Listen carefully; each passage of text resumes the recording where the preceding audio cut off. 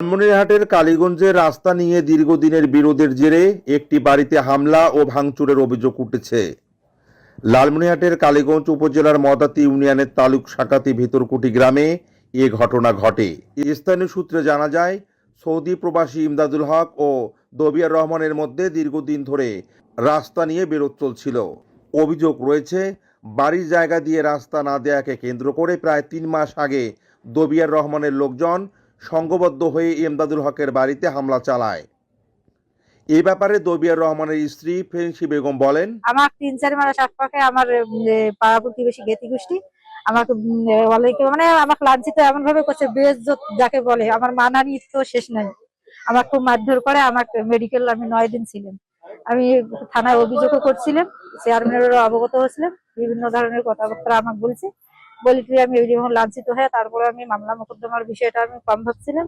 এখন আমাকে আবারও মামলার দিকে ঠেলে নিয়ে।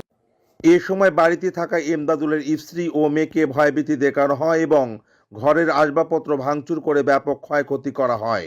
ফেন্সি বেগম অভিযোগ করে বলেন, সাংবাদিক এনে আমাদের বিরুদ্ধে মিথ্যা অপপ্রচার চালানো হচ্ছে। তাদের রিপোর্টে 20 থেকে 30টি বাড়ির কথা উল্লেখ হলেও ঘটনাস্থলে গিয়ে দেখা যায় ভিন্ন চিত্র। সেখানে রয়েছে মাত্র 3টি বাড়ি। এই জমি আমরা 2 বার কিনছি, 2 বার মূল দলিল এনেছি, 2 বার আর কি টাকা পয়সা অর্থ ব্যয় করে 2 বার কিনছি। কিন্তু তারপর ওদের দাবি ওরা ওই জমির উপর দিয়ে রাস্তা জন্য দাবি করে। আমি 2 বার কিনে কি রাস্তা দেবো ওদেরকে? মানে 30-32টা বাড়ির উল্লেখ করছে। আর কেন এই উল্লেখ কেন করছে? ওরা আমার নামে ব্যাটারি ফোন ও আচ্ছা, সবাই আর কি ওদের আর কি সেরকম আর কি মানে ইয়ে হবে। আর এইখানে 3টে বাড়ি আমার চাচা শ্বশুরের এই রাস্তা দিয়ে হাঁটি যায়। ইমদাদুল হকের মেয়ে বলেন, আমার নানু বাড়ি ছিলাম, এই যে পাশে আমার নানু বাড়ি, এখানে যে আমার যারা এখন নাকি গাছ কাটতে গেছিল, পরে আমার মা ওইখানে করছে যে কে গাছ কাটতে দেখতে গেছিল, না করার পর আমার মাকে মারামারি করছে। পরে আমি আসি দেখি আমার 2টা বাচ্চা তো ছোট ছোট, ওদেরকে নিয়ে তো আমি সামনে যাইতে পাবো না।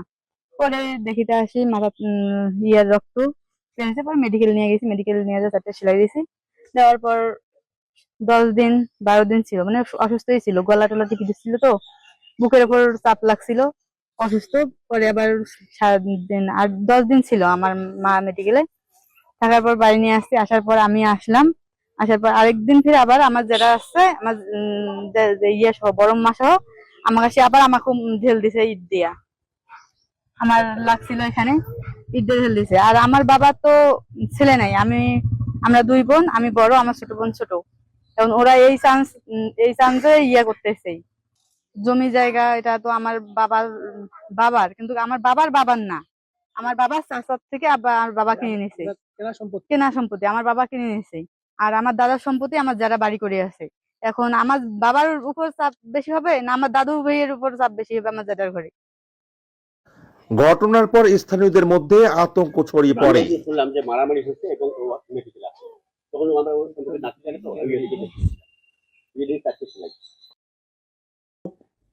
পরে ভুক্তভোগীরা স্থানীয় থানায় একটি মামলা দায়ের করেছেন। এ বিষয়ে কালীগঞ্জ থানা পুলিশ জানায়, অভিযোগ পেয়েছি, বিষয়টি তদন্ত করে আইনানুগ ব্যবস্থা গ্রহণ করা হবে। এ কে এম কাসরা আলম, লালমনিরহাট।